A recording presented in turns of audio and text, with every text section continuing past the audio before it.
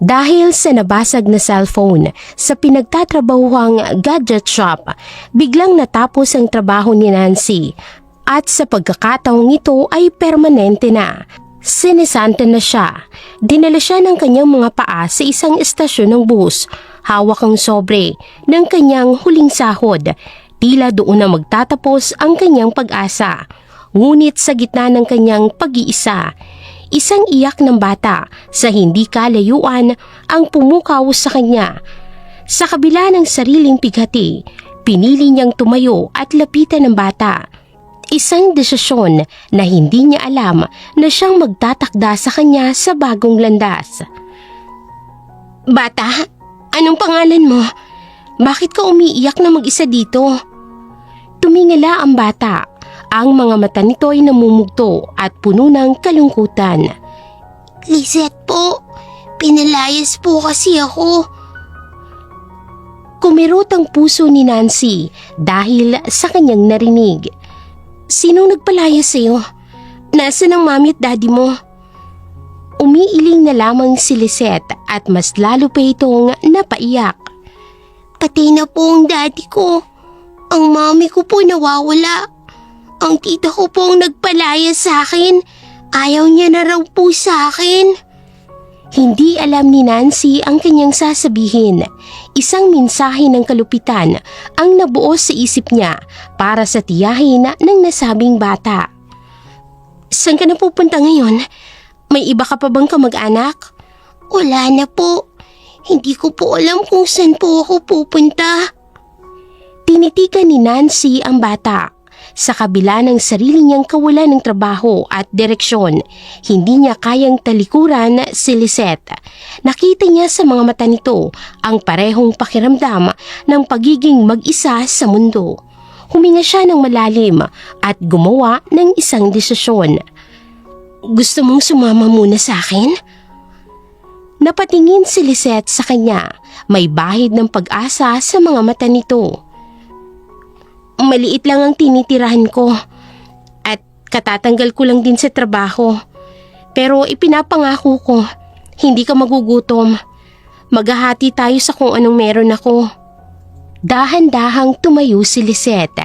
Sa unang pagkakataon, mula nang magkita sila, isang maliit na ngiti ang sumilay sa labi ng nasabing bata.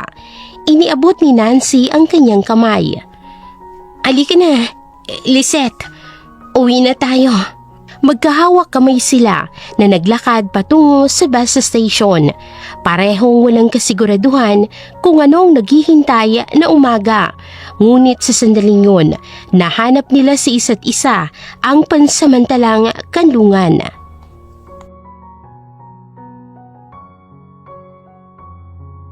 Isang maliit na apartment sa second floor ng isang lumang gusali ang tinutuluyan ni Nancy. Pagpasok nila ni Lisette, isang kwartong nagsisilbing sala, kainan at tulugan ang bumungad sa kanila. "Pasensya ka na, Lisette, ha? Eto lang ang kaya kong upahan, pero malinis naman yan." Iginala ni Lisette ang kanyang mga mata. Malayo ito sa malaking mansyon na kanyang kinalakan, pero may kakaibang gaan sa kanyang pakiramdam. "Okay lang po. Ang mahalaga po may kasama ako." Ngumiti si Nancy at ginulo ng bahagya ang buhok ng bata. Dumiretso siya sa munting kusina para tingnan kung anong pwede nilang kainin. Isang itlog, isang lata ng sardinas at konting kanin na lamang ang laman ng kanyang lalagyan. Itlog o sardinas? Mamili ka." "Kahit ano po. Pero kung okay lang po, mas gusto ko po yung itlog." "Sige, paano mo ba gustong luto? Sunny side up o scrambled egg?" "Scramble na lang po. Pero yung may konting asin lang po, ha. Tapos maraming iwang kamatis." Natigilan si Nancy habang hawak ang isang itlog. Ganoon na ganoon din ang pamamaraan ng pagkain niya nito. Isang hilig na hindi niya alam kung saan niya ito nakuha o kung sinong nagturo sa kanya. Ngumiti na lamang si Nancy. "Aba, Pareho pala tayo ng gusto. Habang nagluluto si Nancy, tahimik lang na pinapanood siya ni Lisette. Pinagmamasdan niya ang bawat kilos ni Nancy. Mula sa paraan ng paghawak ng sandok hanggang sa paraan ng paglagay nito ng plato sa mesa. Naupo sila sa maliit na lamesa para kumain. Isang platong kanin at isang platong scrambled egg with tomato ang nasa kanilang harapan. Pasensya na ulit ha. Bukas, kapag nakahanap na ako, kahit na anong sideline, bibili tayo ng masarap na pagkain. Okay lang po ito, Tita Nancy. Masarap po. Matagal na po akong hindi nakakakain ng ganito. Bakit naman? Hindi ba kayo pinapakain ng nag-aalaga sa'yo? Umiling na lamang si Lisette habang sumusubo. Lagi pong mga steak tsaka pasta ang pagkain sa bahay. Pero hindi po ganun magluto si Tita Elvira. Lagi pong utos lang siya sa mga katulong. Biglang napatigil ang pagsubo ni Nancy dahil sa sinabi ng bata. Tinitigan niya si Lisette ng diretso sa mga mata nito. Alam niyo po, Tita Nancy, may kamukha po kayo. Talaga? Sino naman? Yung tita ko po, si Tita Elvira, yung nagpalayas po sa akin. Magkamukha po kayo. Pero mas mabait po kayong tingnan. Hindi po galit yung mga mata ninyo. Parang may kung anong kuryenteng dumaloy sa sistema ni Nancy nang marinig ang pangalang yun. Sumakit ang kanyang ulo ng bahagya. Elvira, baka nagkataon lang. Marami namang magkakamukha sa mundo. Siguro nga po. Pero pati po yung peklat nyo sa may kilay, meron din po siya. Parehong-pareho po. Napahawak si Nancy sa maliit na peklat sa dulo ng kanyang kanang kilay. Isang peklat ang naroon mula pa noong nagkamalay sila 2 taon na ang nakakaraan. Para maibang usapan, ngumiti na lamang ulit si Nancy. Kumain ka na lang. Gabi na. Kailangan mo na magpahinga. Tumango naman si Lisette at nagpatuloy na sa pagkain. Pero ang sinabi niya ay umiikot pa rin sa isip ni Nancy. Elvira. Bakit parang may kung anong bumabagabag sa kanya sa pangalan yun? Matapos kumain at magligpit, inayos na ni Nancy ang kanilang hihigaan. Isang manipis na kutsyon lang ang meron siya. Dito ka na sa kutsyon, Lisette. Ako na lang dyan sa sahig. Wag na po, Tita Nancy. Pwede naman po tayong magtabi. Kasya naman po tayo. Pumayag naman si Nancy. Habang nakahiga, naramdaman niya ang kamay ni Lisette na humawak sa braso niya. Maya-maya lang, narinig niyang mahimbing na paghinga ng bata. Napagod ito sa buong araw. Tiningnan niyang maamong mukha ni Lisette. Kahit ilang oras pa lamang silang magkasama, pakiramdam niya ay ang tagal-tagal niya nang kilala ang batang ito. Ay, anong oras na? Sigurado ako, pauwi na si Aling Marla. Magugulat yun kapag nakita ka niya. Ipinikit ni Nancy ang kanyang mga mata, dala ang bigat ng kanyang mga problema at bagong misteryo na dala ng batang katabi niya, si Lisette. Ilang minuto pa ang nakalipas nang ipikit na ni Nancy ang kanyang mga mata nang makarinig sila ng sunod-sunod na katok sa pinto. Agad na napadilat si Lisette at medyo natakot ang bata. Huwag kang mag-alala, si Inang Marla lang yan. Bumangon si Nancy para pagbuksan ang pinto. Isang matangkad at balingkinitang lalaki ang may suot na pink na t-shirt at kumikinang na hair clips ang pumasok. Ito si Inang Marla. Ito ang beking parlorista na kumupkop kay Nancy. Ay nako, Day, ang traffic sa EDSA. Parang kasalanan na hindi mapatawad. Haggard yung beauty ko, pawis na pawis ang pes ko. Ay, teka, Napatigil sa pagpaypaya gamit ang pamaypay ni Inang Marla nang makita niya si Lisette. Nakaupo ito sa kutsyon at nakatingin lang sa kanya. Lumapit siya at tinitigan ng bata mula ulo hanggang paa. "Oh my God, Nancy! Sinong cherub na ite? Nagampong ka na at hindi mo man lang ako sinabihan. Kailan ka pa natutong gumawa ng bata?" Mahinang tumawa si Nancy. "Inang, huwag kang maingay. Halika, upo ka muna. Ito po si Lisette." "Hello, Lisette, darling. Ay, ang ganda-ganda mo naman, artistahin. Ako naman si Inang Marla, ang reyna ng parlor sa baba at ang diyosa ng buhay ng tita Nancy mo." Ngumiti ng bahagya si Lisette. Medyo nahihiya pa rin ito. Umupo naman si Inang Marla sa sahig ito at kaharap ang dalawa. "So, spell the tea, Nancy. Saan mo nahukan yung magandang batang ito?" Huminga ng malalim si Nancy bago ikwinento ang lahat. Ikwinento niya ang pagpapatalsik sa kanya ni Mr. San Jose at kung papaano niya natagpuan si Lisette na umiiyak sa bus station. "Ano? Sinipa ka sa work? Abay, walang hiyang Mr. San Jose na yan, halimaw. Ay, gusto mo sugurin ko ng gunting at mainit na curling iron yung bukas." "Hayaan mo na, Nay. May dahilan naman siguro ang lahat. Ang mas iniisip ko, itong si Lisette. Pinalayas daw siya ng tiyahin niya." Napatingin si Inang Marla sa batang si Lisette nang may awa sa kanyang mukha. "Kawawang bata. Anong klaseng tita ang gagawa ng ganyan?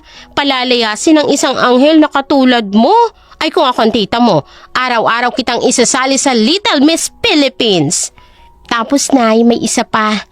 Ang sabi niya, kamukha ko raw yung tita Elvira niya. Bilyonarya daw. "Hoy, shucks! Bilyonarya ikaw mo?" Napatingin siya kay Nancy. Tila sinusuri ang bawat anggulo ng mukha nito. Baka yan na, Tay, ang nawawala mong kapamilya.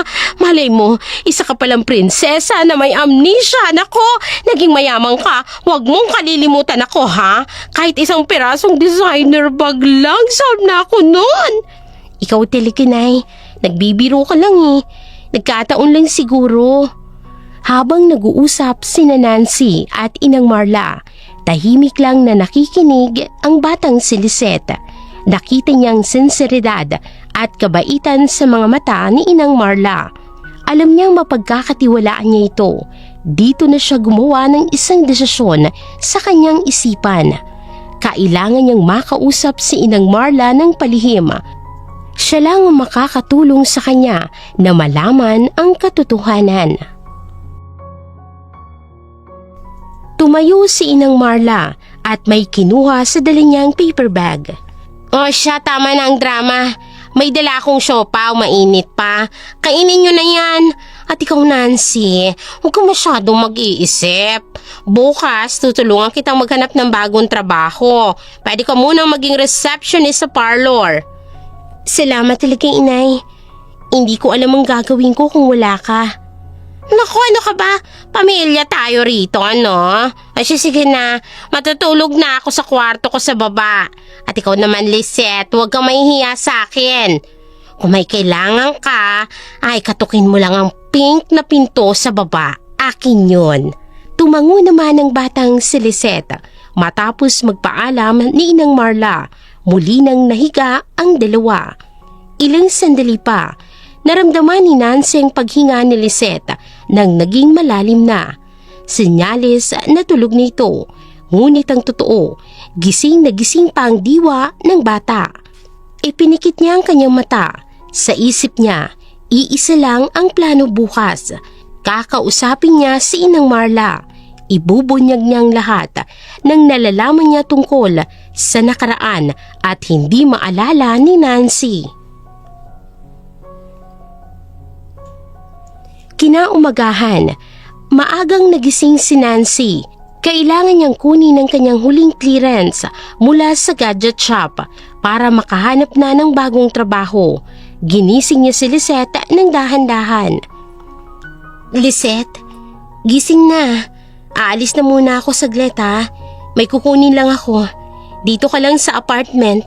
Huwag kang lalabas o makikipag-usap sa hindi mo kilala. Tumango naman si Lisette. Ipaghahanda kita ng almusal.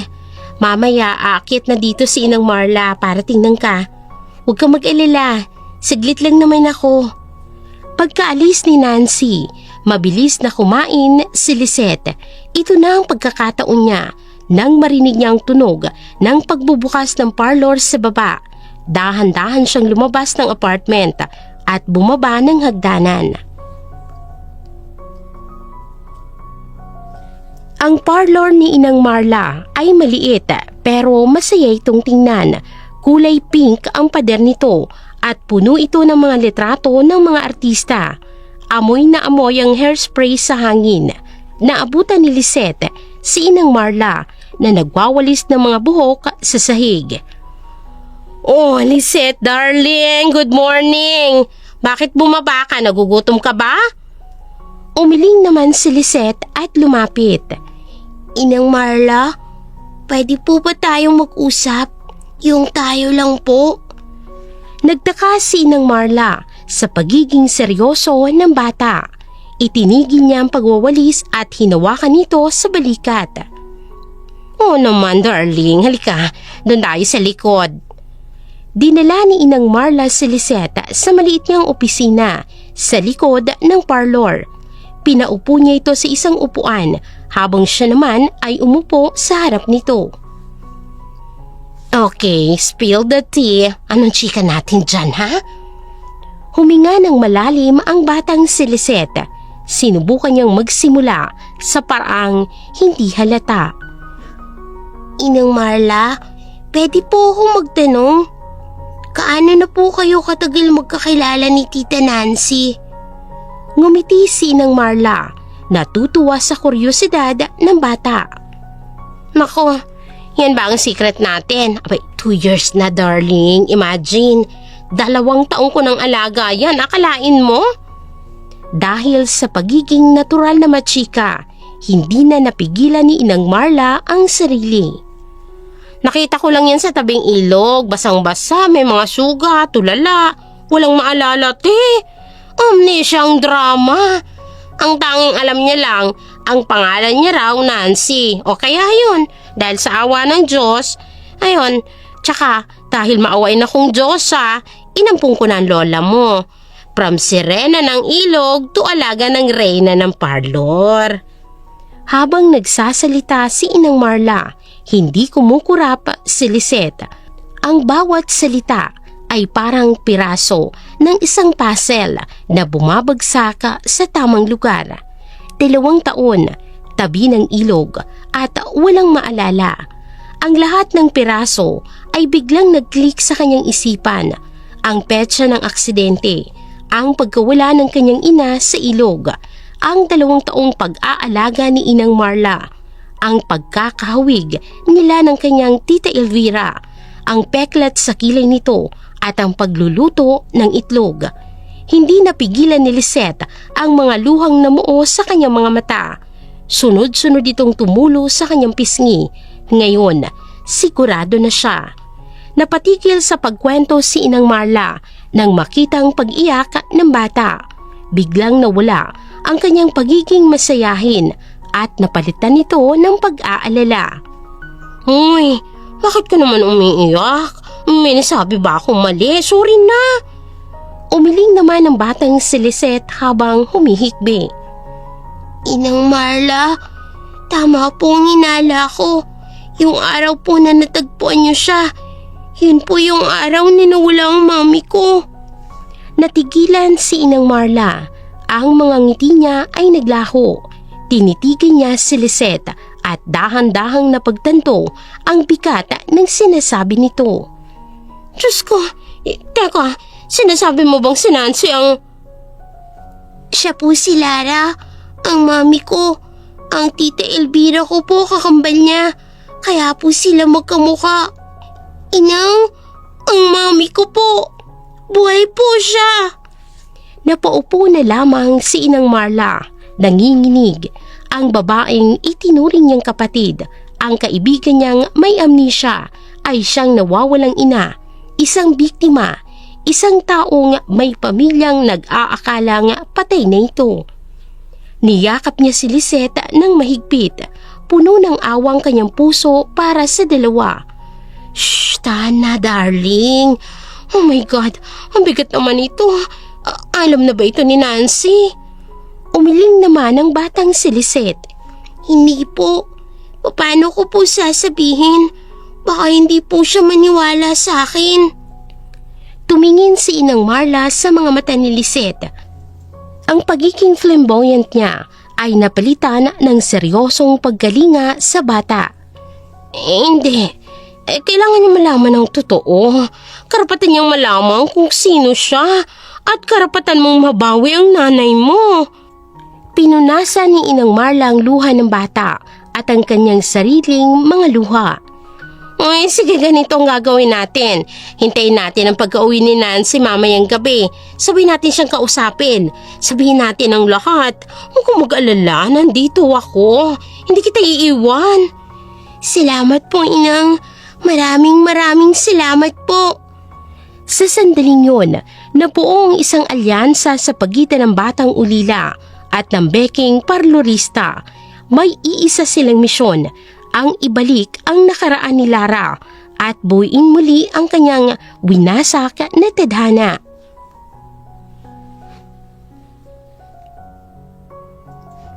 Gabi, pagod na umuwi si Nancy sa apartment, dala ang ilang piraso ng tinapay para sa kanila ni Lisette. Naabutan niyang naghihintay ang bata sa may pinto. Tila hindi ito mapakali. Ilang sandali lang, umakyat na din si Inang Marla. Ngunit kakaibang itsura nito. Ang laging masayang muka ay napalitan ng seryosong ekspresyon. Nay, Lisette, bakit ang siseryoso ng mga mukha ninyo? May problema ba? Tumingin si Inang Marla kay Lisette at tumango ang bata. Huminga ng malalim si Inang Marla bago humarap kay Nancy. Nay, umupo ka muna. May kailangan kaming sabihin sa iyo ni Lisette. Importante to. Umupo si Nancy sa tabi ni Lisette sa kutsyon. Ramdam ang bigat sa hangin. Hinawakan ni Inang Marla ang kanyang mga kamay. Nancy, 2 taon na tayong magkasama. At sa 2 taon na yun, palagi mong tinatanong kung sino ka talaga. Biglang napatigil sa pagsasalita si Inang Marla. Namutla ito at napahawak ng mahigpit sa kanyang dibdib. Ang paghinga niya ay biglang naging mabilis at hirap. Dahil ang dibdib ko, hindi ako makahinga. Inang! Biglang bumagsak si Inang Marla sa sahig. Nagpanik si Nancy at napasigaw. Inang! Inang, anong nangyayari sa iyo? Tulong! Tulungan niyo kami! Tulong! Niyugyug niyang walang malay na katawan ni Inang Marla. Si Lisette ay napasigaw na rin sa takot. Umiiyak habang nakatingin sa nakahandusay na katawan ng kanilang kaibigan.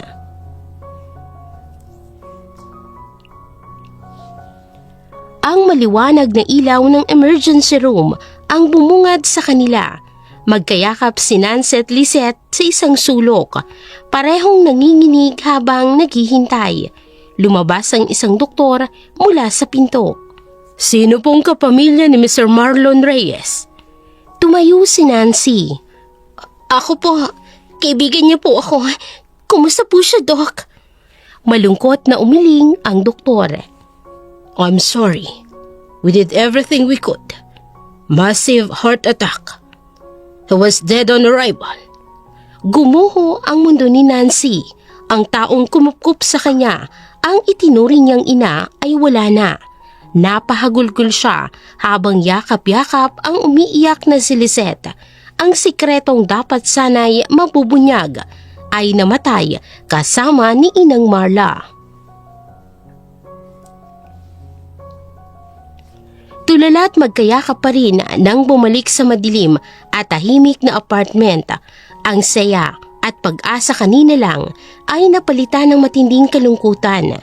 Bago pa man nila maproseso ang lahat, isang malakas at sunod-sunod na katok ang narinig nila sa pinto. Nag-aalangang binuksan ni Nancy ang pinto. Isang babae at isang lalaki na pormalang kasuotan ang nasa labas. Seryoso ang kanilang mga mata. Magandang gabi. Hinahanap po namin si Miss Lisette Montenegro. Kami po ang pinadala ng kanyang legal guardian, si Miss Elvira Montenegro. Agad na itinago ni Nancy si Lisette sa kanyang likod. Sino kayo? Hindi niyo siya pwedeng kunin. Ginawa lang po namin ang aming trabaho, ma'am. Matagal na pong hinahanap ng tiyahin niyang bata. Nasa amin po ang legal na kustodiya sa kanya, ayon sa batas. Inilabas ng lalaki ang mga dokumento, isang kopya ng birth certificate ni Lisette na may apelyidong Montenegro, isang notarized guardianship document ang nagsasabing si Elvira Montenegro ay may karapatan sa bata. Meron ding litrato ni Lisette kasamang isang babaeng kamukhang kamukha ni Nancy. Paralisado si Nancy, wala siyang trabaho. Wala siyang pera, wala siyang legal na karapatan, wala si Inang Marla para tulungan siya, wala siyang laban. Ayoko pong sumama. Dito lang po ako kay Tita Nancy. Mommy, ayoko po. Ang salitang mami ay tumagos sa puso ni Nancy. Ngunit sa sobrang gulo ng isip at pagdadalamhati niya, hindi niya ito lubusang naiintindihan. Ang nakikita niya lang ay ang batang sapilitang kinukuha mula sa kanya. Lisette, patawarin mo ko. Walang awa siyang hinila ng babae palayo kay Nancy. Dinala nilang umiiyak na bata pababa ng hagdan at isinakay sa isang itim na kotse. Naiwan si Nancy na nakatayo sa may pinto. Mag-isa, sa isang gabi na wala ang kanyang kaibigan, ang kanyang pag-asa, at ang batang nagsimula ng maging mundo niya. Ang tanging naiwan ay ang nakabukas na siopaw na nasa mesa at ang nakakabinging katahimikan ng paligid.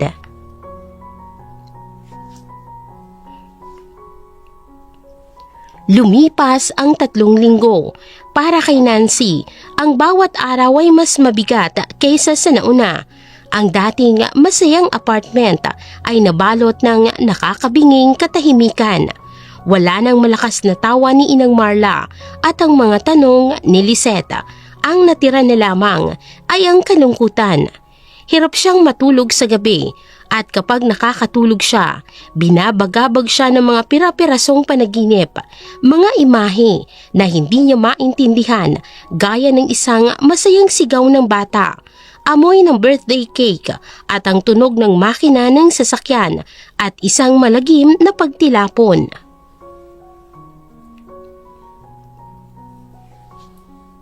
Isang gabi, ang mga pira-pirasong imahe naging isang buong panaginip.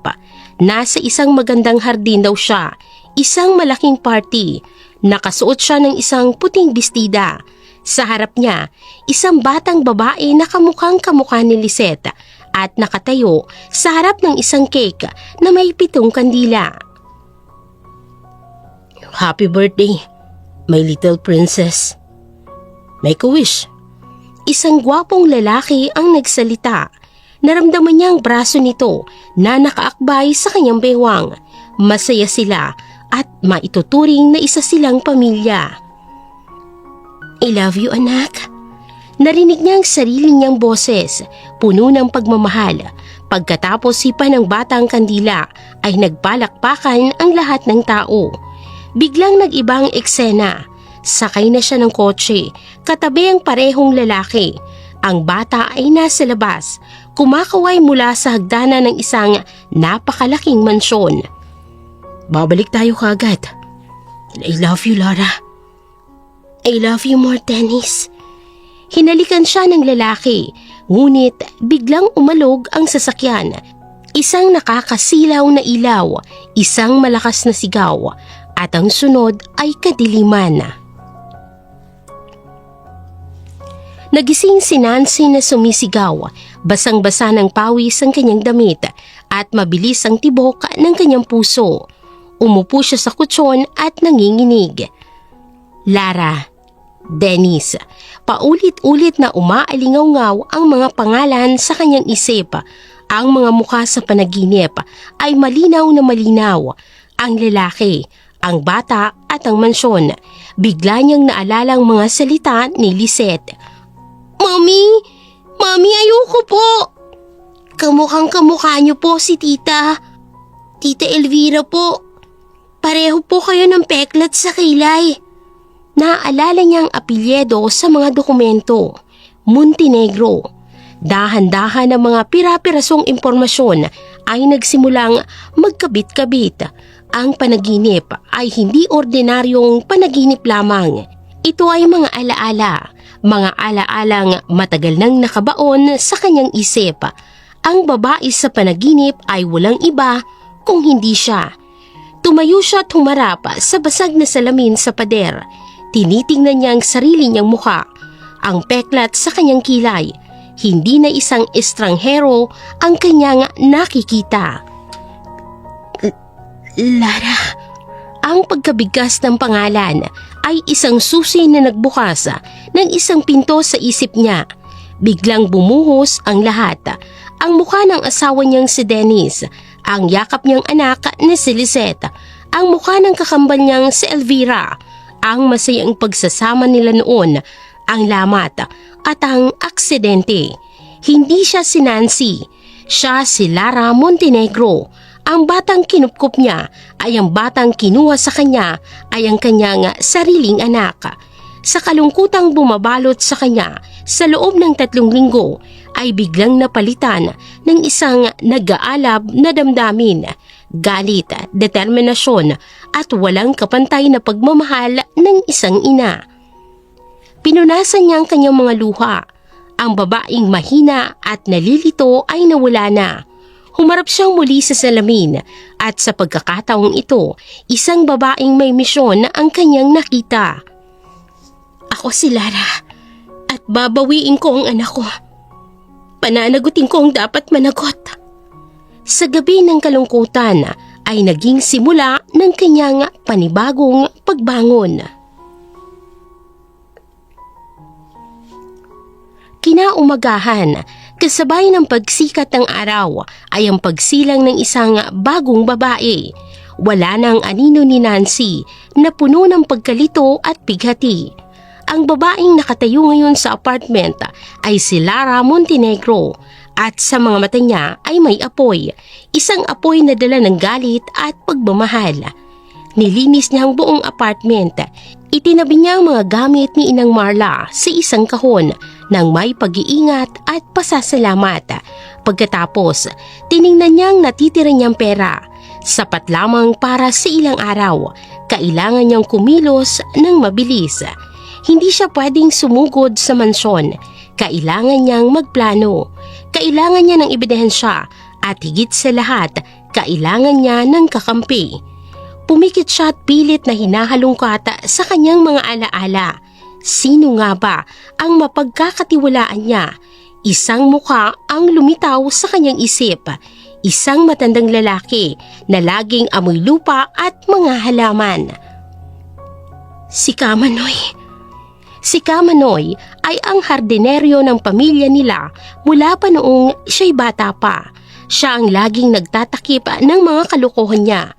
Ngunit papaano niya ito mahahanap? Isang alaala uli ang pumasok. Isang maliit na karinderya sa labas ng kanilang village. Doon kumakain ang mga staff ng mansyon tuwing araw ng kanilang sahod. Umaasa siyang nandoon pa rin si Kamanoy.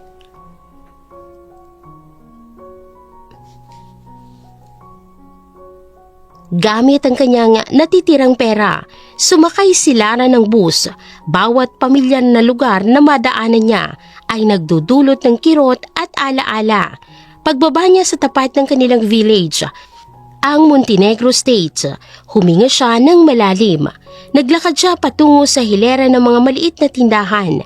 at natagpuan ang karinderya. Ito ay ang Tess Canteen. Luma na ito pero bukas pa rin. Pumasok siya rito at umorder ng kape at naupo sa isang mesa sa sulok kung saan kitang-kitang lahat ng papasok. Nagdadasal siya na sana ay tama ang kanyang alaala. Lumipas ang 1 oras, 2 oras hanggang sa umabot ng 4 na oras. Tanghali na at malapit na siyang mawala ng pag-asa. Ngunit biglang bumukas ang pinto. Pumasok ang isang matandang lalaki, nakasuot ng sombrero at may bakas ng pagod sa kanyang mukha. Ang puso ni Lara ay kumabog ng mabilis. Si Kamanoy, medyo mas payat na at mas kulubot na ang mukha, pero siya pa rin yun. Nang makaupo ito, dahang-dahang tumayo si Lara at lumapit. "Excuse me po, kayo po ba si Kamanoy?" Tumingin ang matanda sa kanya ng may pagtataka. Ako nga ho. Sino sila? May kailangan po ba kayo? Kailangan ni Lara ng paraan para patunayan kung sino siya ang hindi gumagawa ng eksena. Ngumiti siya ng bahagya sa matanda.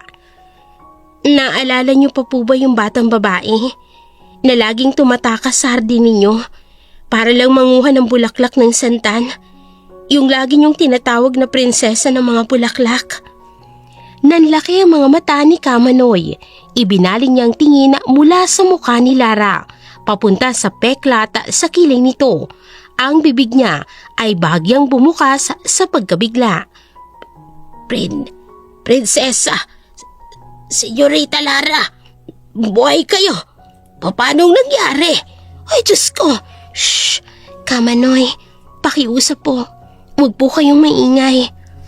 Agad na naintindihan ni Kamanoy. Tumingin siya sa paligid ng may takot. Tumayo siya at hinila si Lara sa isang mas pribadong pwesto sa likod ng karinderya.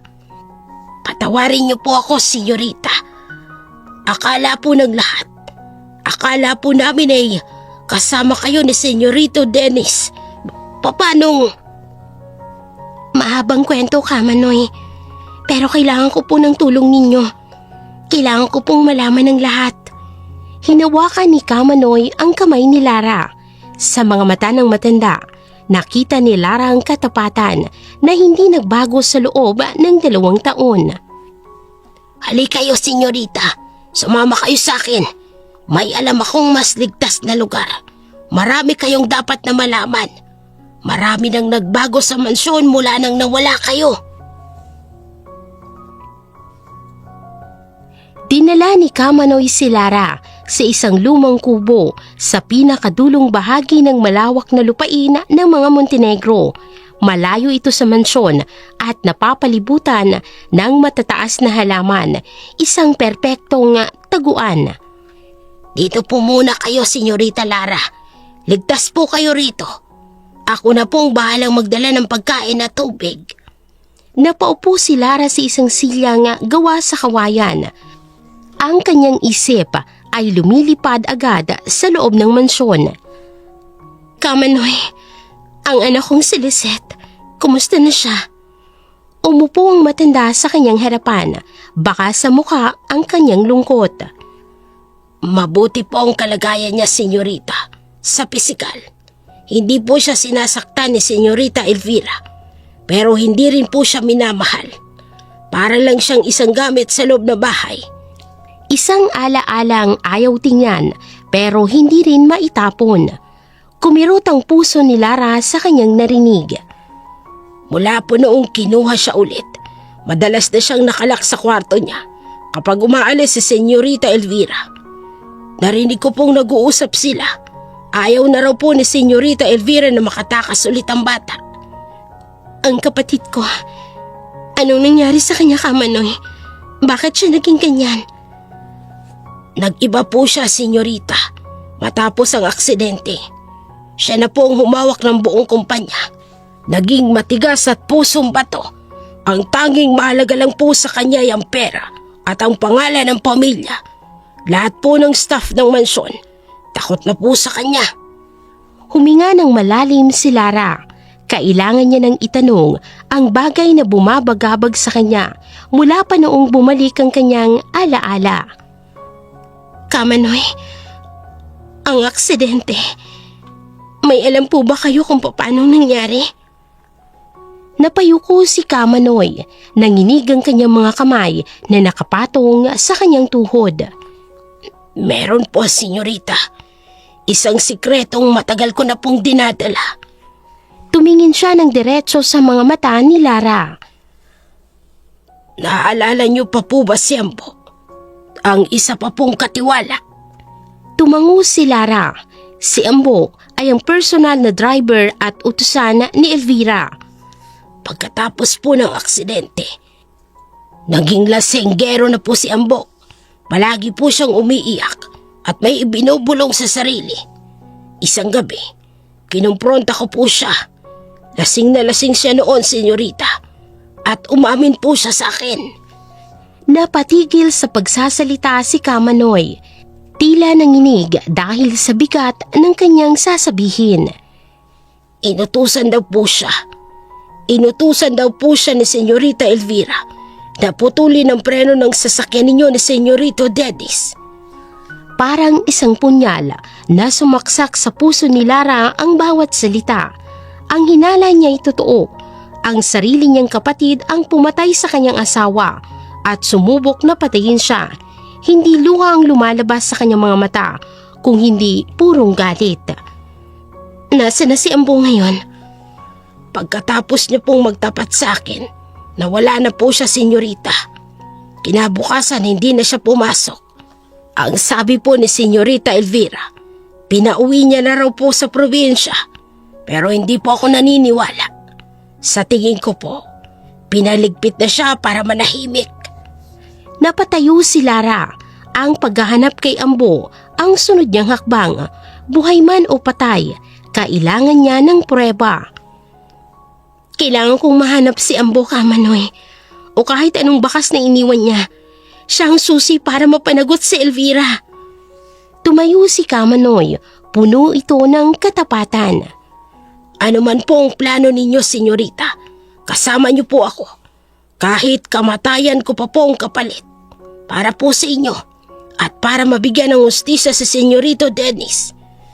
Sa loob ng munting kubo, nabuo ang isang pangako. Ang hardinerong nakakaalam ng sikreto at ang inang nagbabalik para sa hustisya ay magsisimula na sa kanilang mapanganib na laban. Sa loob ng tagong kubo, sinimula ni Lara at Kamanoy na buuin ang kanilang plano. Ang galit ni Lara ay napalitan ng palaban at determinadong puso. Kamanoy, kailangan ko ng lahat ng detalye. Ano pong buong pangalan ni Ambo? At taga saan po siya? Ang pagkakaalam ko po, senyorita, Ambrosio de la Cruz ang buo niyang pangalan. At nabanggit niya po minsan sa isang maliit na baryo sa probinsya ng Quezon daw po siya. Quezon, isang malawak na probinsya, pero ito ang pinakamalinaw na lida na meron sila. Ang problema, wala na siyang pera at paraan para makapunta roon. Tila nabasa ni Kamanoy ang kanyang nasa isip. Dahan-dahan, may kinuwang matanda mula sa luma nitong pitaka, mga tupi-tuping pera. Senyorita, may konti po akong naipon. Hindi po ito kalakihan. Pero sapat na po siguro para pamasahe at pagkain ninyo. Sa loob po ng ilang araw. Hinawakan ni Lara ang magaspang na kamay ng hardinero. Tumulo ang luha sa kanyang mga mata, hindi dahil sa lungkot, kung hindi dahil sa pasasalamat. Salamat, Kamanoy. Pangako, ibabalik ko po ito sa inyo. Huwag niyo na pong isipin yan, senyorita. Ang mahalaga po ay ang kaligtasan ninyo at ang paghahanap ng hustisya.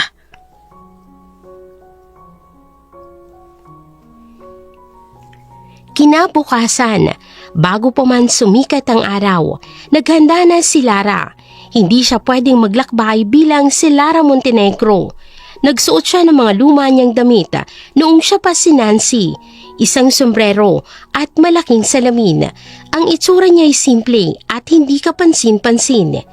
Iniwan niya ang kubo at nagtungo sa terminal ng bus habang bumabiyahe ang sasakyan papalayo sa Maynila.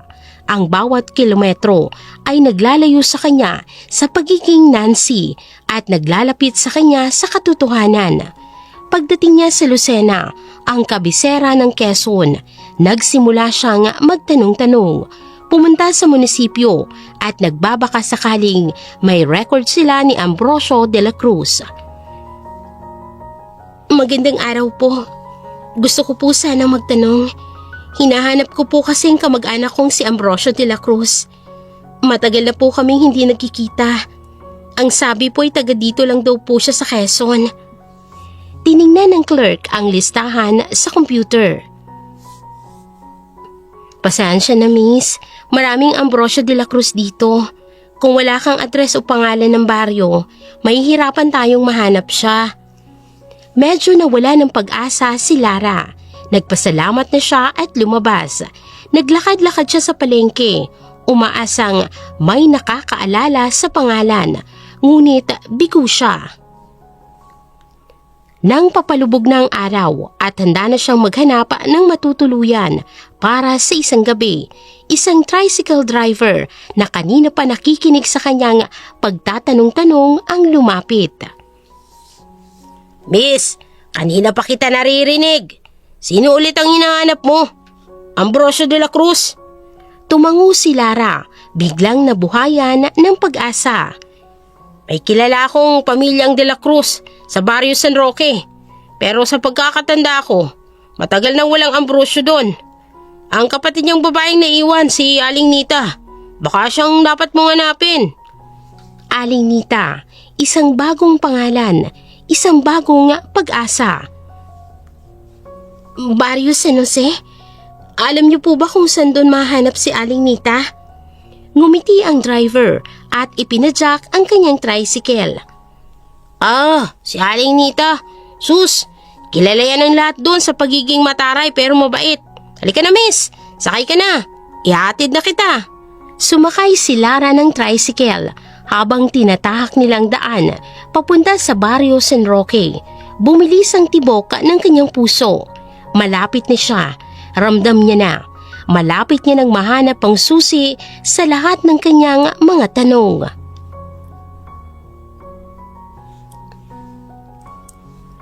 Gabi na nang marating ng tricycle ang Barrio San Roque. Simple lang ang lugar at iilan lang ang mga bahay na yari sa kahoy at ang kalsada ay hindi pa sementado. Itinuro ng driver ang isang maliit na bahay na may tindahan sa harapan. Ayan, yung bahay na yan kay Aling Nita. Sige miss, dito na lang ako. Nagpasalamat si Lara at nagbayad. Dahan-dahan siyang lumapit sa tindahan. Isang babae, nasa 40 anyos na ito, na may seryoso at pagod na mukha, ang nag-aayos ng mga paninda. Magandang gabi po. Tumingin ang babae sa kanya, nagtataka sa isang dayo sa kanilang baryo. Magandang gabi. Anong kailangan natin, Ineng? Huminga ng malalim si Lara at piniling maging maingat. Pasensya na po sa abala. May hinahanap lang po akong tao. Baka sakaling kilala niyo po. Ambrosio de la Cruz po ang pangalan. Sa pagkarinig ng pangalan, kitang-kita ni Lara ang biglang pagbabago ng mukha ng babae. Isang mabilis na takot ang dumaan sa mga mata nito bago ito agad na umiwas ng tingin. Walang ganyang pangalan dito. Baka sa ibang baryo yan. Pasensya na. Akmang isasara na nito ang bintana ng tindahan, ngunit naramdaman ni Lara ang panginginig ng kamay nito. Alam niyang nagsisinungaling ito. Kailangan niyang baguhin ang kanyang diskarte. Naiintindihan ko po ang takot ninyo. Alam ko pong galing siya sa Maynila. Nagtrabaho po siya sa pamilya namin. Sa pamilya Montenegro. Natigilan si Aling Nita. Dahan-dahan itong lumingon pabalik kay Lara, puno ng pagtataka at pagdududa. Ako po si Lara Montenegro, isa sa mga naging amo ng kapatid ninyo. Halos mapaatras si Aling Nita dahil sa kanyang pagkabigla. Ang pangalang Lara ay pamilyar sa kanya. Ito ang pangalang laging binabanggit ng kanyang kapatid sa mga gabing lasing ito at umiiyak. Tiningnan niya ang mukha ni Lara, ang peklat sa kilay nito. "Senyorita Lara, kayo po. Pero sabi ni Ambo, ang akala ko po, patay na po kayo." Tumango si Lara. Isang malungkot na ngiti ang sumilay sa kanyang labi. "Akala ko rin po. Akala din po ng lahat. Pero buhay po ako, Aling Nita. At nandito ako para alamin ang katotohanan." Ang takot sa mukha ni Aling Nita ay napalitan ng awa at pag-unawa. Ang babaeng nasa harap niya ay hindi kaaway. Siya ang biktima na laging laman ng konsensya ng kanyang kapatid. "Ay, Diyos ko po, hali kayo, senyorita. Pumasok po kayo. May dapat po kayong malaman tungkol kay Ambo."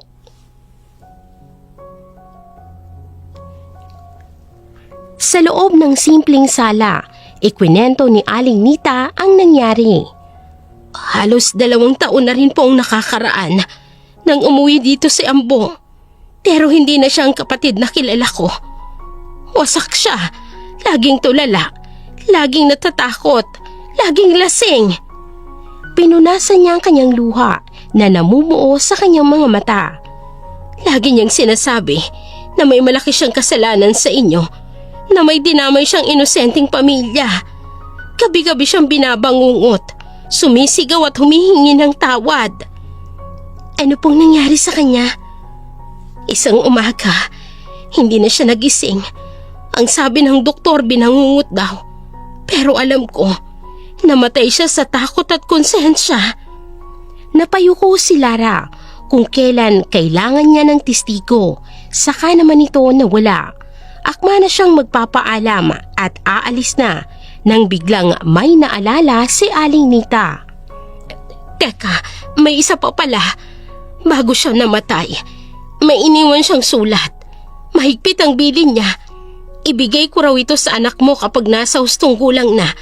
Senyorita Lara, pero dahil buhay kayo, siguro kayo na po ang dapat na mga laga nito."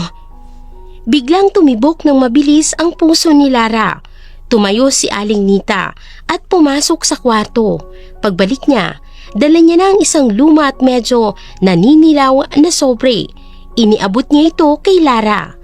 Nanginginig naman ang kamay ni Lara habang binubuksan ang sulat. Isang sulat kamay ang laman nito, ang sulat ni Ambo. "Para kay Senyorita Lara at Lisette. Kung nababasa mo ito, ibig sabihin ay wala na ako. Patawarin mo ako, senyorita. Patawarin mo po ako sa naging kasalanan ko sa inyo ni Senyorito Dennis. Inutusan ako ni Senyorita Elvira. Mahal na mahal niya sa Senyorito Dennis at nagdilim ang paningin niya dahil sa selos. Pinilit niya akong putulin ang preno ng kotse ninyo. Tinakot niya ako na papatayin niya mga kapatid ko kung hindi ako susunod. Araw-araw, gabi-gabi, binabagabag ako ng konsensya ko. Patawad, Senyorita Lara at Lisette. Ito lang ang paraan ko para makabawi. Sana magamit mo ito para sa hustisya. Ambrosio." Bumuo sa mga luha ni Lara. Ang bawat salita ay patunay sa kasamaan ng kanyang kakambal. Ang testigo ay patay na, ngunit ang testimonya nito ay nasa kanya ng mga kamay. Pinunasan niya ang kanyang luha at tumayo. Hinawakan niya ng mahigpit ang sulat. "Maraming salamat, Aling Nita. Makakaasa po kayo. Hindi masasayang ang sulat nito." Umalis si Lara sa Barrio San Roque. Dalang bigat sa kanyang puso, ngunit may matibay na armas. Ang sulat ng pag-amin, ang susi ng pagbagsak ni Elvira.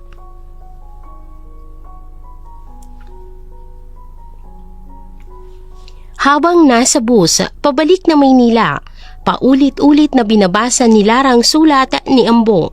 Ang bawat salita ay parang gasolinang bumubuhos sa apoy ng kanyang galit. Wala nang takot at pagkalito. ang naroon ay isang matibay na paninindigan. Nagkita sila ulit ni Kamanoy sa tagong kubo. Ipinakita niyang sulat sa matanda. Nang mabasa ni Kamanoy ang nilalaman, napahawak ito sa kanyang dibdib at napaluha. Ay, Diyos ko po. Nakasulat po ang lahat. Isang hayop ang kapatid ninyo, senyorita. Patawad po sa mga salitang sinabi ko. Pero walang takas si senyorita Elvira dito. Ito na ang bahala natin, Kamanoy. Pero hindi sapat na ipakita lang ito sa mga pulis. Masyadong makapangyarihan si Elvira. Kailangan kong sirain ang lahat ng importante sa kanya bago ko siya ipakulong. Ang pera, ang kapangyarihan, ang reputasyon. Nauunawaan ni Kamanoy ang ibig sabihin ni Lara. Isang mabagal at masakit na paghihiganti ang gusto nitong mangyari. Para magawa ko yun, kailangan kong makalapit sa kanya, Kamanoy. Kailangan ko kayo upang maging matatinga sa loob. Alamin niyo po ang lahat. Anong oras siya umaalis at umuwi? Sino mga palagi niyang kasama? May malaki ba siyang event na pinaghahandaan? Pasusunod po, senyorita Lara. Simula bukas, ibibigay ko po sa inyo ang lahat ng detalye.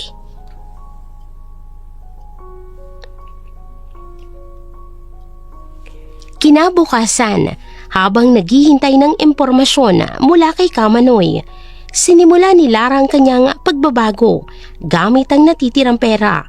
Pumunta siya sa isang murang salon sa kabilang parte ng syudad. Nagpagupit siya ng buhok, maikli at moderno. Pinakulayan niya ito ng dark brown. Bumili siya ng contact lens para itago ang kulay ng kanyang mga mata. At ang huli, bumili siya ng ilang pares ng simpleng corporate attire at isang pares ng salamin na walang grado. Nang tumingin siya sa salamin ng isang tindahan, ibang tao na ang kanyang nakita. Si Lara ay patay na. Si Nancy, isang mapait na alaala. Ang babaeng nasa harap niya ngayon ay isang estranghero at isang multo na handa na nga maningil. Gagawa siya ng isang bagong pagkatao, isang bagong pangalan. Ruby de la Cruz. Ruby de la Cruz, isang pangalang simple at ang apelyido ay hinalaw sa lalaking nag-iwan ng malakas na ebidensya na magpapabagsak kay Elvira, si Ambrosio de la Cruz. Kinagabihan, bumalik si Kamanoy na may dalang impormasyon. Senyorita, nalaman ko po na may kanang kamay si senyorita Elvira sa kumpanya. Isang Roger Santomayor. Naghahanap po ng bagong executive assistant. Maigpit daw po at laging nagpapalit ng assistant dahil walang tumatagal. Isang ngiti ang sumilay sa labi ni Lara. Ito na ang kanyang pagkakataon. Ito na ang kanyang daan upang pumasok sa kumpanya. Salamat, Kamanoy. Alam ko na ang gagawin ko. Sa sumunod na araw, gumawa si Lara ng isang peking resume sa isang internet cafe. Ruby de la Cruz, graduate sa isang universidad sa Cebu na may ilang taonang karanasan sa trabaho. Dala ang kanyang bagong pagkatao, bagong anyo at bagong pangalan. Nagtungo siya sa building kung saan matatagpuan ang opisina ni Mr. Roger Santomayor, ang Vice President ng Montenegro Corporation. Dala ang isang peking resume at isang pusong puno ng paghihiganti. Pumasok si Ruby de la Cruz sa building.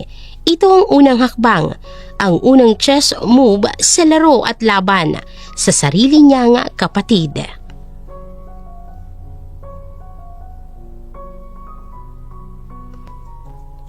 Malamig at moderno ang loob ng Montenegro Corporation. Ang bawat sulok ay sumisigaw ng kapangyarihan at yaman. Nakaupo si Lara, o mas kilala na ngayon bilang Ruby de la Cruz, sa waiting area sa labas ng opisina ng Vice President. Kalmado siya sa labas, ngunit sa loob, ang puso niya ay parang kabayong nagwawala. Nakita niya kung paano lumabas ang isang aplikante mula sa opisina. Halos maiyak sa kaba. Sumunod na lumabas ang isang lalaking nasa 50 anyos na, matalim ang tingin at may otoridad sa bawat kilos. Ito si Mr. Roger Santomayor, ang kanang kamay ni Elvira. Next! Tumayo si Ruby at pumasok sa opisina. Ang kwarto ay malaki, may malawak na glass window na tanawang buong syudad. Umupo siya sa upuan sa harap ng malaking lamesa ni Roger. Iniskan ni Roger ang resume ni Ruby. Ang mukha ay walang anumang emosyon.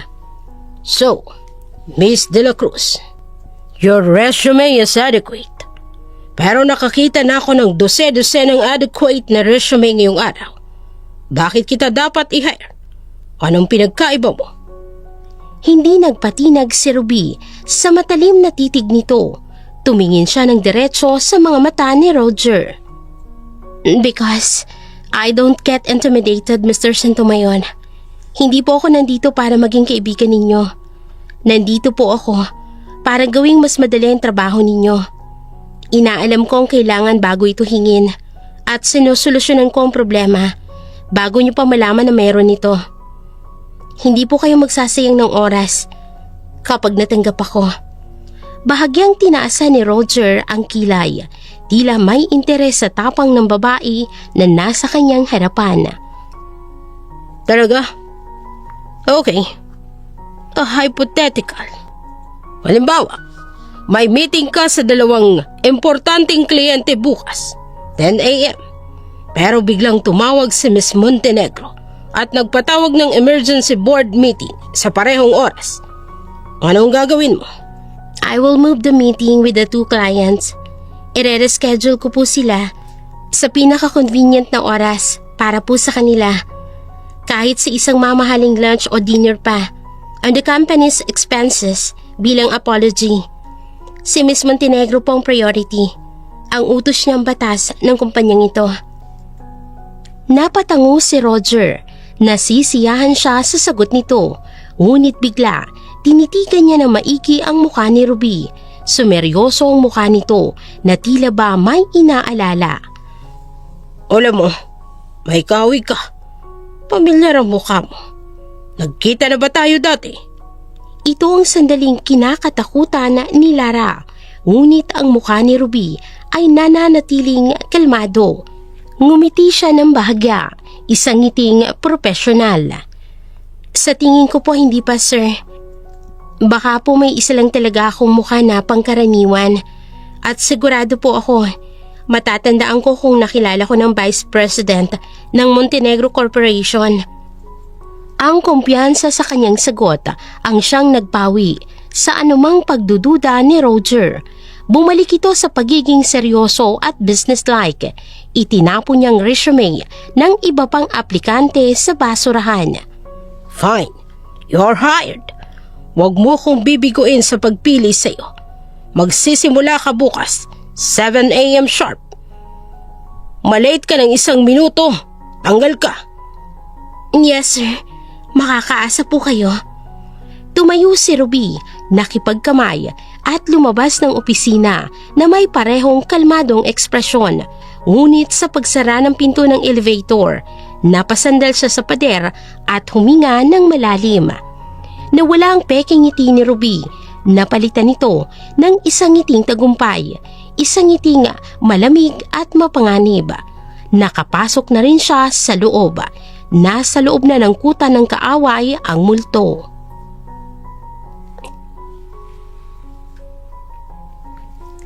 "6:45 pa lamang ng umaga ay nasa opisina na si Ruby. Inayos niya ng lamesa na Mr. Roger Santomayor at nagtimpla na rin ng kape. Eksakto sa paraan na alam niyang gusto nito, itim at walang asukal. Pagdating ni Roger ng 7:00, nakita niyang nakahanda ng kape. Hindi ito nagsalita, pero isang bahagyang pagtango ang isinukli nito. Isang sinyalis na nagugustuhan nito ang trabaho ni Ruby.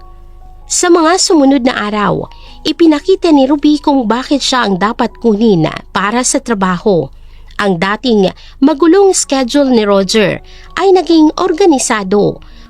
Ang mga galit na kliyente ay kanyang napapakalma sa telepono. Ang mga komplikadong dokumento ay naiisa-isa niya ng mabilis.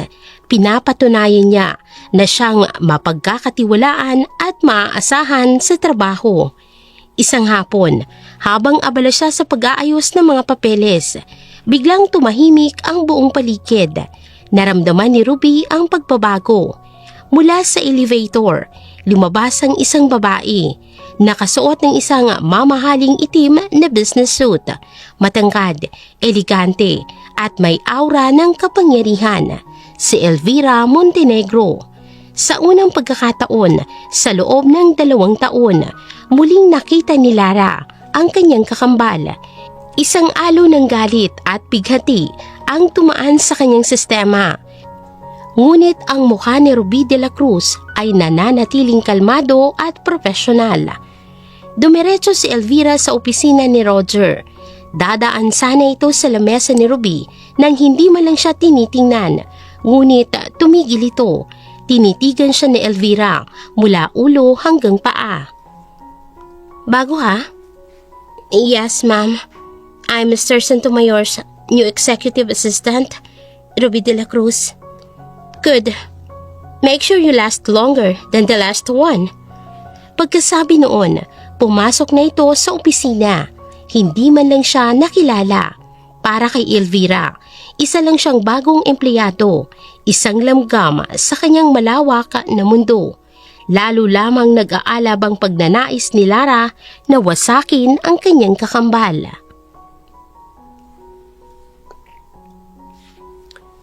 Dahil sa kanyang posisyon, nagkaroon si Ruby ng access sa mga sensitibong impormasyon, mga schedule, mga email at mga financial report. Tuwing gabi, kapag wala ng tao, palihim niyang kinokopya ang mahalagang file sa isang maliit na USB drive na lagi niyang dala-dala.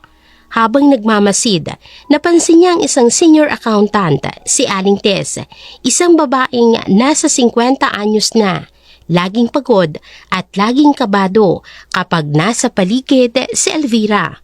Isang araw, nasaksihan ni Ruby ang isang eksena. This report is a typo. Tess, a single typo. Don't you know how this makes the entire corporation look? Incompetent. Just like you! Ayusin mo to o sisisantihin kita bukas! Naiwang nanginginig at umiiyak si Aling Tessa sa kanyang lamesa.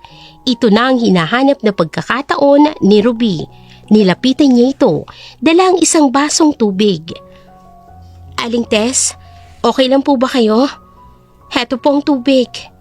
Grabe naman po si Ma'am Elvira. Huwag niyo na lang pong dibdibin. Tumingin si Tess sa kanya nang may pagpapasalamat. Salamat, Iha. Sanay na ako. Ganyan talaga yan. Simula nang siya nang namumuno. Para kaming nasa impyerno araw-araw. Walang araw na hindi siya naninigaw. Hindi ba kayo napapagod? Kung may paraan lang sana para magbago ang lahat ng ito, no? Tumingin si Tess kay Ruby. May kakaibang kislap sa kanyang mga mata. Isang kislap ng pagod na pagod ng pag-asa. Sana nga, Iha. Sana nga. Umalis si Ruby at bumalik sa kanyang pwesto. Sa simpleng pag-uusap na yun, nakahanap na siya ng isang posibleng kakampi.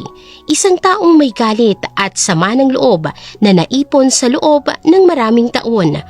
Tiningnan ni Ruby si Tess mula sa malayo.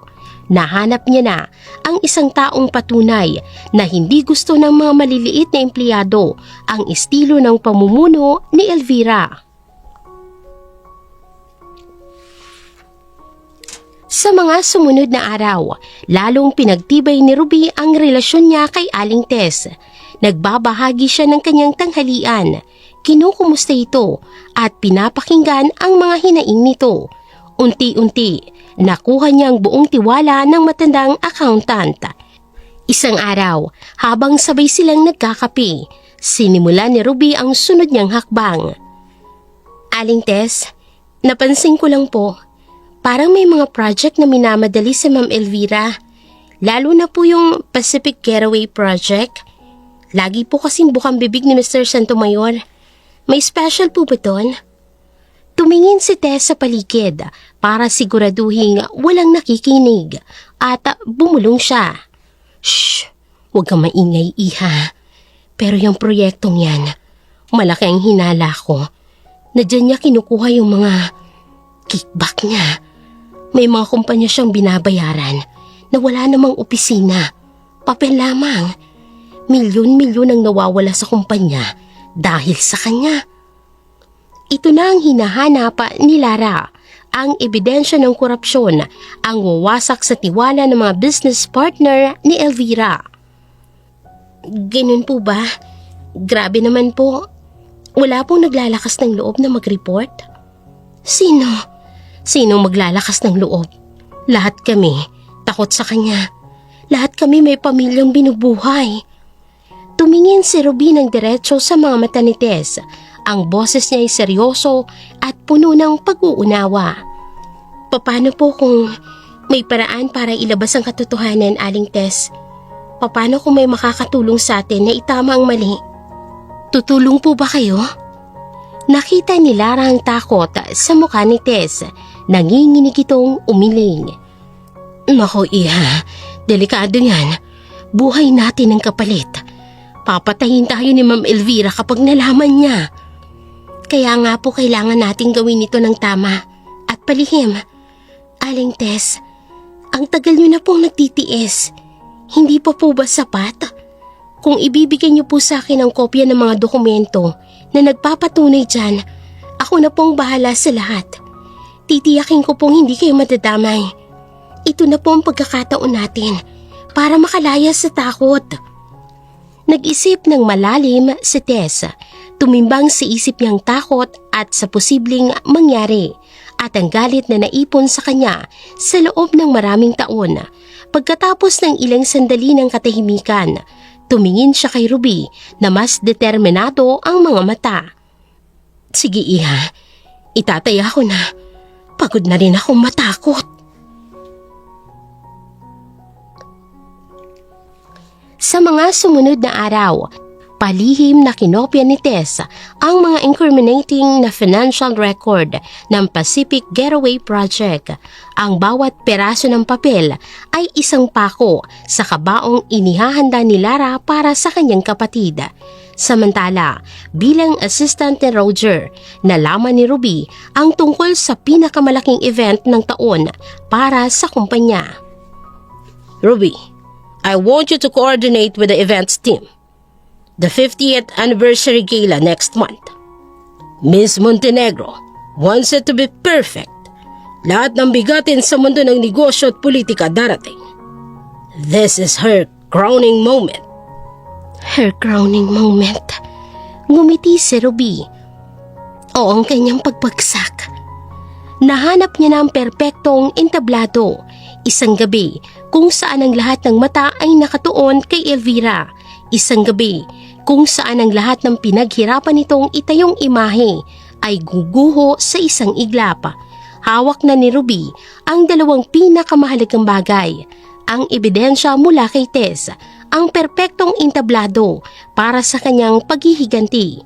Habang tinitingnan niyang digital invitation para sa 50th anniversary gala, alam niyang malapit na ang gabi ng paniningil. Ang bitag ay handa na. Ang Grand Ballroom ng isang 5-star hotel ay kumikinang. Ang lahat ng mga bigating pangalan sa mundo ng negosyo at politika ay naroroon para sa 50th anniversary gala ng Montenegro Corporation. Sa gitna ng lahat, si Elvira Montenegro ay parang isang reyna, nakasuot ng isang kumikinang na gown. Tinatanggap ang mga papuri. Sa gilid, si Ruby de la Cruz ay abala sa pag-aasikaso. Simple lang ang suot niyang itim na bestida, pero ang bawat kilos niya ay may bigat at layunin. Walang nakakaalam na ang tahimik na assistant na ito ang magiging dahilan ng pagguho ng lahat. Nakita niya si Aling Tess sa kabilang dulo ng ballroom. Nagtama ang kanilang mga mata at isang bahagyang tango mula kay Tess ang nagsabing handa na ang lahat. Maya-maya ay nag-vibrate ang phone ni Ruby, isang text mula kay Kamanoy. Ligtas na ang prinsesa, senyorita. Naghihintay kami.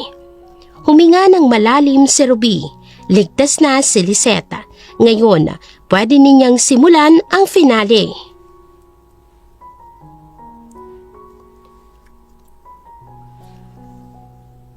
Dumating ang oras para sa talumpati ng gabi. Umakyat si Elvira sa entablado. Puno ito ng pagmamalaki. At isang malaking karangalan ang tumayo sa harapan ninyo ngayong gabi para ipagpatuloy ang ligasiya ng aking ama. Isang ligasiya na binuo ng integridad at ng karangalan. Ang kinabukasan ng Montenegro Corporation ay mas maliwanag kaysa dati. Habang nagsasalita si Elvira, tumingin siya kay Ruby at nagbigay ng senyales para simulan ang celebratory video. Tumango naman si Ruby at pinindot ang isang button sa laptop na nasa kanyang kontrol. Ngunit hindi isang celebratory video ang lumabas sa dambuhalang screen sa likod ni Elvira. Ang lumabas, kopya ng mga dokumento tulad ng mga bank transfer patungo sa kumpanyang peke, mga peking invoice at mga budget para sa Pacific Getaway Project na may milyong-milyong halaga na hindi maipaliwanag. Napatigil sa pagsasalita si Elvira, nagulat ang mga bisita at nagsimula ng magbulong-bulungan.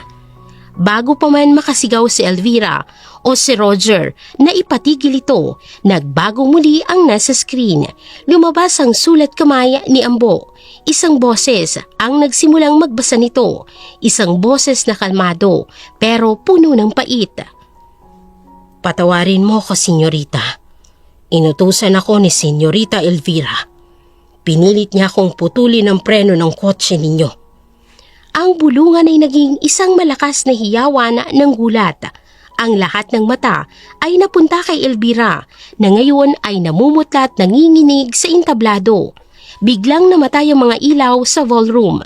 Isang spotlight lang ang nananatiling bukas, nakatutok sa gitna ng entablado, ngunit hindi kay Elvira. Dahang-dahang naglakad si Ruby, papasok sa liwanag. Tinanggal niya ang kanyang salamin. Ang kanyang boses na ngayon ay hindi na nagpapanggap ang umalingaw-ngaw sa buong ballroom. Magandang gabi, Elvira. Nagustuhan mo ba ang sorpresa ko? Naniga si Elvira sa kinatatayuan. Ang mukha niya ay puno ng takot at hindi makapaniwala. Para siyang nakakita ng multo. Lara, imposible. Patay ka na. Akala mo? Nagkamali ka ng kinalaban, kapatid. Sinubukan mo akong patayin. Pinatay mo ang asawa ko. Inilayo mo sa akin ang anak ko. Ngayong gabi, babawiin ko ang lahat.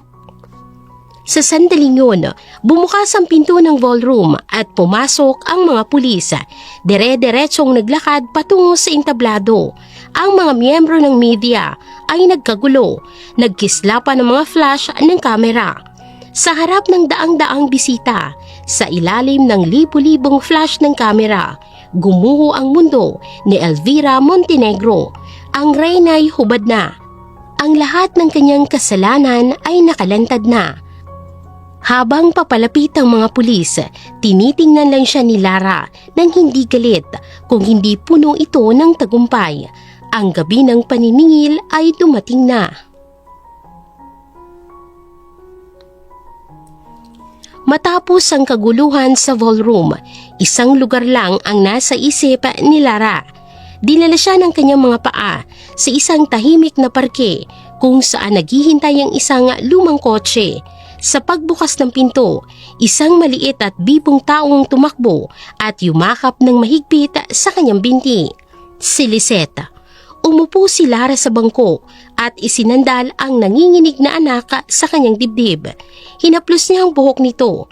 Sa unang pagkakataon, wala nang pagkukunwari at wala na rin ang takot. Mami, ikaw na po ba talaga yan? Hindi na po ba ito panaginip? Hinawakan ni Lara ang mukha ng anak at pinunasan ng mga luha nito gamit ang kanyang hinlalaki. Tumulo na rin ang sarili niyang mga luha ng saya at kapanatagan. Ako to, anak. Ako to. Mahal ko. Si Mami to. At pangako, hinding-hindi na ako mawawala ulit. Hinding-hindi na kita iiwan.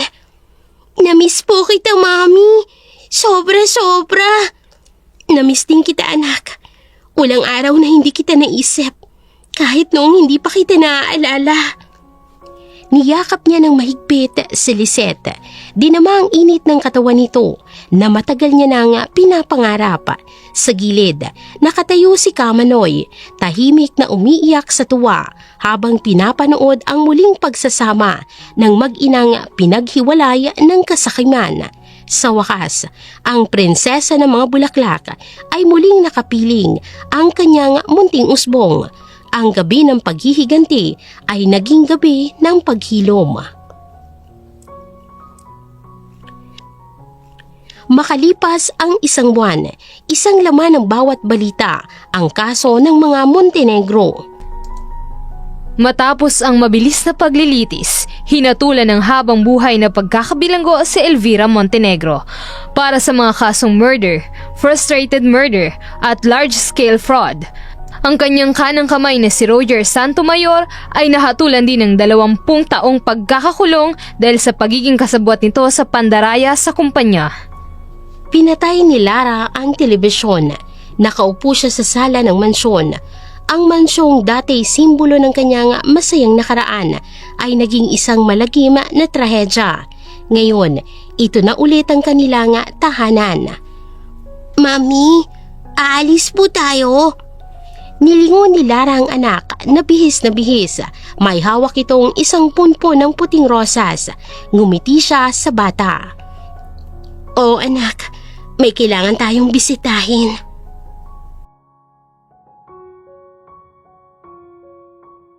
Ang una nilang pinuntahan ay ang sementeryo.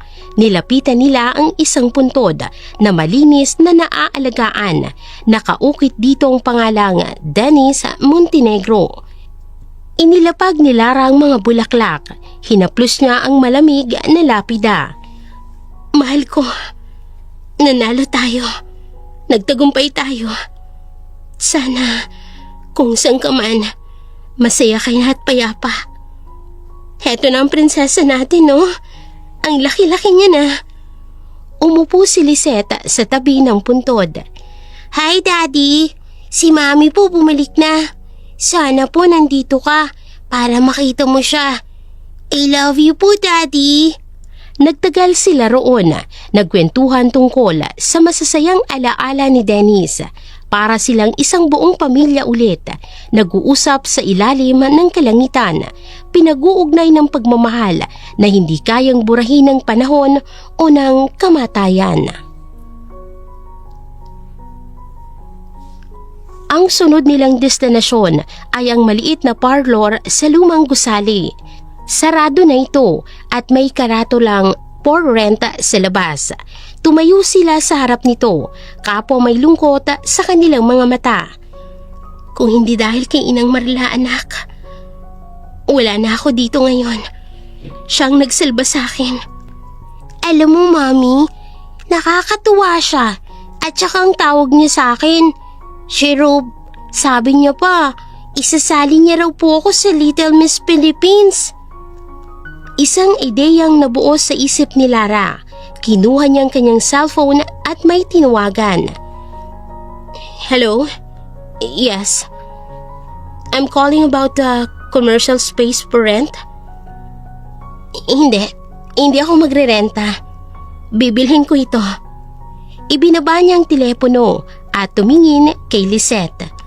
"Bubuksan natin ulit ang parlor na ito. Ipapaayos natin at ipapangalan natin sa kanya.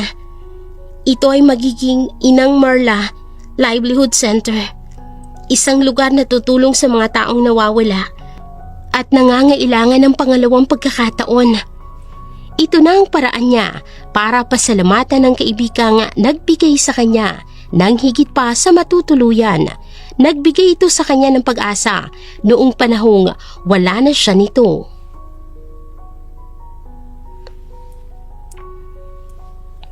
Kinabukasan, ipinatawag ni Lara sina Kamanoy at Aling Tess sa mansyon. Naghanda siya ng isang munting salo-salo sa hardin. Kamanoy, Aling Tess, wala akong sapat na salita para pasalamatan kayo. Utang ko sa inyong buhay ko at ang kinabukasan ng anak ko.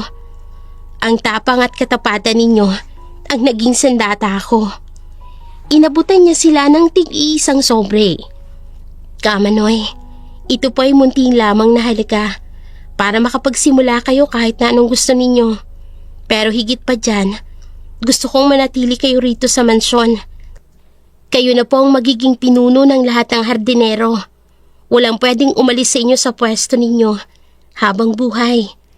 Napaluha ang matanda dahil sa sobrang tuwa. At kayo, Aling Tess, ang katapatan ninyo ang nagligtas sa kumpanya. Simula sa Lunes, hindi na po kayo senior accountant. Kayo na ang bagong Vice President for Finance ng Montenegro Corporation. Halos himatayin si Tess sa kanyang narinig. Hindi siya makapaniwala. Senyorita Lara, hindi ko po alam ang sasabihin ko. Sobra-sobra po ito. Kulang pa po yan sa tulong na ibinigay ninyo. Sama-sama nating itatayo ulit ang kumpanya sa paraang tama at marangal. Ang huling mga tagpo ay ang opisina ng CEO Montenegro Corporation. Ang dating malamig at madilim na opisina ni Elvira ay pinalitan ni Lara ng mas maliwanag na kulay. Puno ito ng mga halaman at may mga drawing ni Lisette na nakaprame sa pader. Nakatayo si Lara, nakatingin sa malawak na syudad mula sa glass window. Lumapit si Lisette at niyakap siya nito mula sa likod. Ano pong iniisip mo, Mommy? Ngumiti si Lara at hinawakan ng kamay ng kanyang anak. Iniisip ko ang bawat paglubog ng araw. May bagong umaga. At ang umaga natin, anak, ngayon pa lang nagsisimula. Ang pangalan ng Montenegro ay minsan ang naging simbolo ng kasakiman at trahedya, ngunit sa ilalim ng pamumuno ng isang ina na lumaban at nagtagumpay, ito ay muling magiging simbolo ng pag-asa, katatagan at walang hanggang pagmamahal. At dito na po nagtatapos ang kwento para sa araw na ito. Sana po'y nagustuhan ninyo ang kwentong ito at kinapulutan ng aral. Muli, maraming salamat sa patuloy ninyong suporta sa ating channel.